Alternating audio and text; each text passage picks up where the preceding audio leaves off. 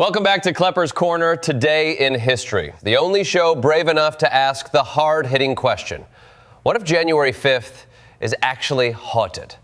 Because the more you look at this date, the more it starts behaving like that one guy at a New Year's party who whispers, "I'm trying to start over," and then immediately knocks over the charcuterie table and sets off the smoke alarm. January 5th doesn't just mark the end of the 12 days of Christmas. No.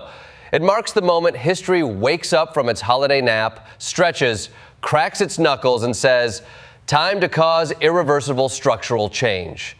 This day breaks monarchies, redraws continents, reclassifies planets, invents middle-class consumerism, and jumpstarts Cold War tensions. Like it's trying to speedrun civilization. So buckle up. Let's jump into the great cosmic blender that is January 5th. Segment 1. 1066, Edward the Confessor and the monarchic Thunderdome. January 5th, 1066, King Edward the Confessor dies, leaving England with less clarity than a group chat planning a bachelor party. No heir, no plan, no constitutional guardrails, just vibes. Harold Godwinson steps up like, "The king said I could have it," while William of Normandy's across the channel preparing a PowerPoint titled, "Reasons I Should Absolutely Be King. Slide 1, because I said so." Meanwhile, teenage Edgar Atheling is standing there like the kid who gets picked last in dodgeball. Except instead of dodgeball, it's the fate of medieval England. January 5th is the spark that ignites 1066, the world's most famous three-act tragedy: Stamford Bridge, Hastings, and the complete Norman takeover. If England had a "Are you sure you want to continue" button, January 5th would have been the moment to click no. Segment 2, 1477, the Battle of Nancy and the death of Burgundy's big dream. Fast forward to January 5th, 1477. Charles the Bold, medieval Europe's guy most likely to say, "Hold my ale," charges into the Battle of Nancy, hoping to build a pan-European superstate. Instead, he discovers the Swiss have infantry so good they should have come with a warning label. A snowstorm rolls in. Visibility drops. Swiss troops flank Charles's army like they're speedrunning a strategy game. Burgundy collapses faster than my New Year's resolutions.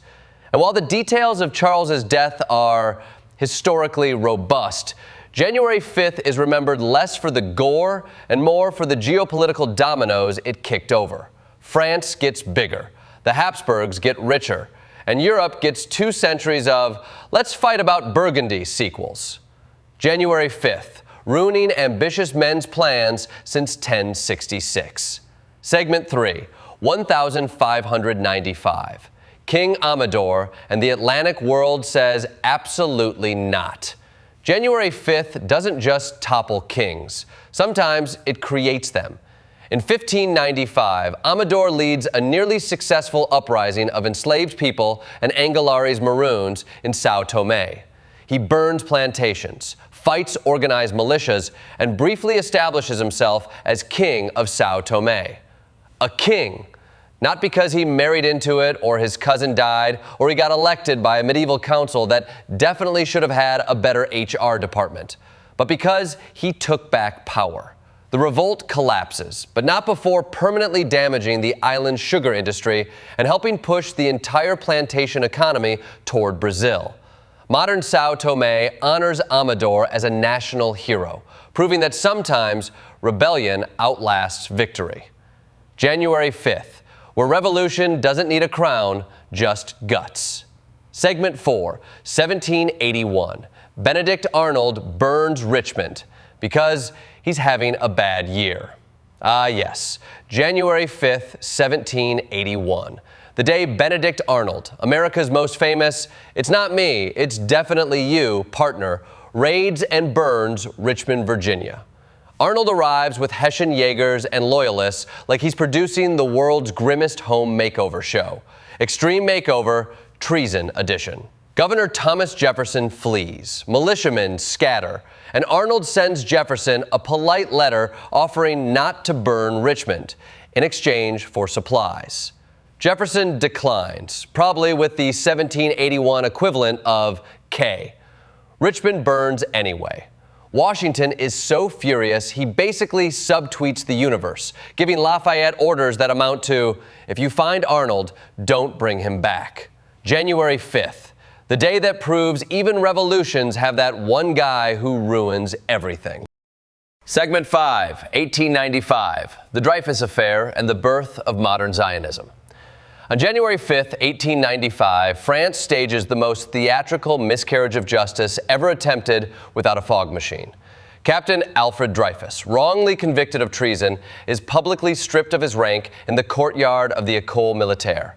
His buttons, stripes, insignia, all torn off like France is trying to win an Oscar for best symbolic overreaction.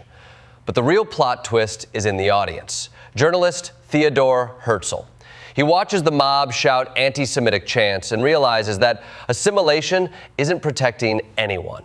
That moment becomes the seed of modern political Zionism, eventually leading to the first Zionist Congress and, decades later, the founding of Israel. January 5th. Sometimes history changes because one guy witnesses injustice and says, nope, absolutely not.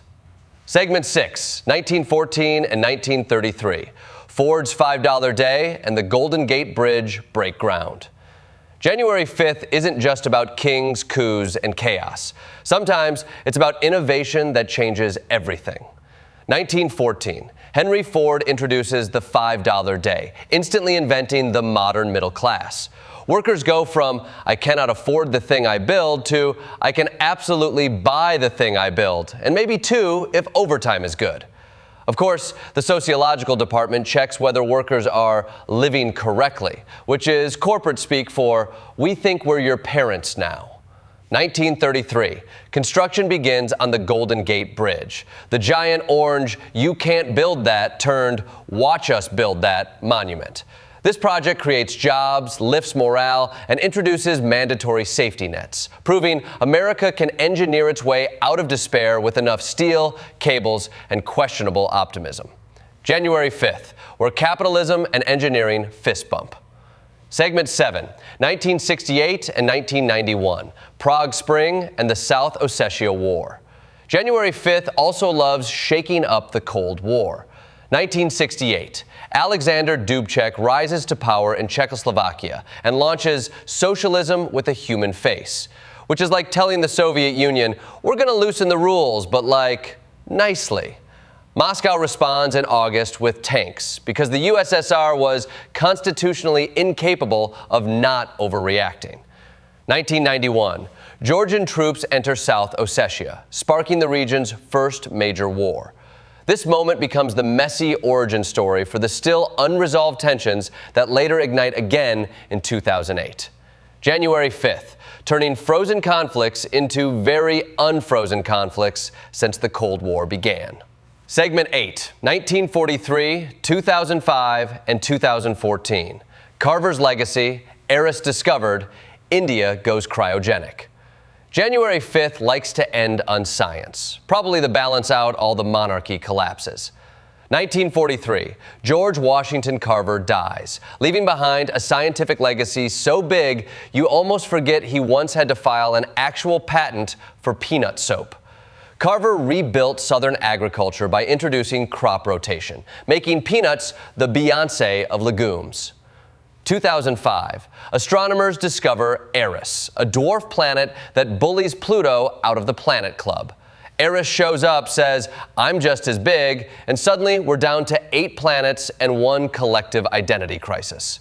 2014, India successfully launches the GSLV D5 with an indigenous cryogenic engine. This is the scientific equivalent of showing up to the Space Club with your own car instead of borrowing someone else's. It opens the door for Moon and Mars missions, a technological mic drop. January 5th, expanding horizons and shrinking planets since forever. In conclusion, January 5th is less a date and more a recurring global plot twist.